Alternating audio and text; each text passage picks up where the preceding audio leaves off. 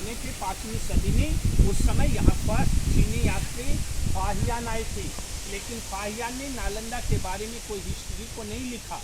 दूसरे राजा 7वीं शताब्दी में कनौज के राजा हर्षवर्धन थे। उस समय यहाँ सेकंड चीनी यात्री वेनसंग आए थे। वेनसंग इस यूनिवर्सिटी के स्टूडेंट टीचर है। उन्होंने पूरी नालंदा की डायरी को लिखा है।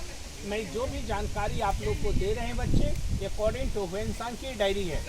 वेनसंग का डायरी का नाम है शिवकी। शिवकी का हिंदी होता है भारत यात्रा वृत्तांत। पूरी वो भारत का यात्रा की, उसमें ये नालंदा विश्वविद्यालय का वर्णन किए हैं कि नालंदा विश्वविद्यालय का एरिया 7 माइल लंबा और 3 माइल चौड़ा।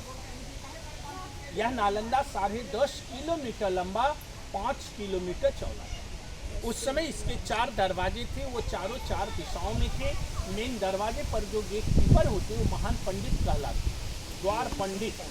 जो भी छात्र यहाँ एडमिशन के लिए आते, उनका टेस्ट इंटरव्यू गेट कीपर ही लेने के बाद उनकी एडमिशन। अब आप लोग स्वयं सोच सकते हैं कि जिस विश्वविद्यालय का गेट कीपर ही महान पंडित थे, तो यहाँ का प्रोफेसर प्रिंसिपल किस नॉलेज के रहे होंगे। उस समय नालंदा में 10,000 स्टूडेंट, 10,000 छात्र थे और 1,500 प्रोफेसर थे इस विश्वविद्यालय में। उस समय यहाँ 108 सब्जेक्टों की पढ़ाई होती थी। इस विश्वविद्यालय में 3 बड़े पुस्तकालय थे, जिसका नाम रत्न सागर, रत्न रंजिका और रत्नोदधि। रत्न सागर जो पुस्तकालय थे वह 9 मंजिला की बनी हुई बिल्डिंग थी। इस विश्वविद्यालय को 1200 ईस्वी में मोहम्मद बख्तियार खिलजी ने यहाँ आक्रमण किए, छात्रों को भय दिखाकर मार भगाए, तोड़ फोड़ किए। यहाँ की पुस्तकालय में जब आग लगी तो 6 महीने तक आग लगी रही। उस समय जो पुस्तक थे पेपर नहीं होती, कॉपर प्लेट, भोज पर तार पत्ते होते। आग जो लगी, कॉपर में आग लगता नहीं है, कॉपर को गलने में 6 महीने। किसका गुलाम था? अलाउद्दीन खिलजी के सेनापति, अफगानिस्तान के रहने वाले। उनके साथ भी घटना घटी बच्चे। आप लोग का मन प्रश्न होगा, क्यों एक शिक्षा का केंद्र वो खत्म? 1197, 12वीं सदी। हाँ, वो अफगानिस्तान में रहने वाले थे। वो यहाँ से 40 किलोमीटर एक स्टेशन का नाम जो सुना होगा बख्तियार। बख्तियार खिलजी यहाँ से 40 किलोमीटर वो आए थे। उनकी तबीयत अचानक खराब हो गई। उनके साथ हकीम चल रहे थे, उनकी दवा से वो ठीक नहीं हुआ। किसी ने सलाह दिया कि नालंदा बौद्ध विश्वविद्यालय में औषधि की पढ़ाई होती है, इसलिए औषधि की पढ़ाई में मेडिसिन बहुत सुंदर था, आप वहाँ की दवा खाएंगे तो ठीक हो जाएगा। उन्होंने कहा मैं अपने हकीमों की दवा खाता हूँ, परंतु बौद्ध धर्म का दवा नहीं खाऊंगा, मैं धर्म से विचलित नहीं। जब वो आए यहाँ, किसी ने कहा देखिए यहाँ बुद्धिज्म में हीनयान, महायान और तंत्रयान की पढ़ाई होती थी। तंत्रयान में हुआ तंत्र मंत्र से पहले झाड़ देते हैं ना तो ठीक हो जाती। उस ख्याल से वो यहाँ आए। वो कहीं नहीं, मैं आपका राहुल भद्र यहाँ के बहुत बड़े आचार्य थे। उन्होंने कहा सर आपको दवा खाए बिना ठीक नहीं होगी। तो कहीं सर आपका दवा मैं बौद्ध धर्म का नहीं खाता हूँ, हमारे हकीमों को आप बता दीजिए, उनकी दवा मैं खाऊंगा। कहीं नहीं सर, वो दवा चलती है तो मेरे पास है, उनके पास तो दवा हम कैसे लें। कहीं एक काम कीजिए, नहीं आप भलाई के लिए सोचे, कहीं सर ऐसा काम किया जाए कि आप अपने कुरान जो पढ़ते हैं वो अपने कुरान को यहाँ बैठकर आप पढ़ेंगे 10 मिनट कीजिए तो आप ठीक हो जाएंगे। वो अपने राज दरबारी से वो कुरान को लगवा दिए। इधर राहुल भद्र जी क्या उनके साथ कल किए कि दवा का पाउडर जो बनाए हुए थे बौद्ध धर्म का, वो दवा का पाउडर हर पन्ने में लगा दिए। लेप लगा देने के बाद वो प्रतिदिन 10 पन्ना जब पढ़ते थे तो पढ़ने के बाद वो इस तरह से पन्ने को उलट दिया, जिससे वो दवा को चाट गए। तो बौद्ध धर्म की दवा ये छल से उन्हें खिला दिया गया, वही उनको ठीक हो गई।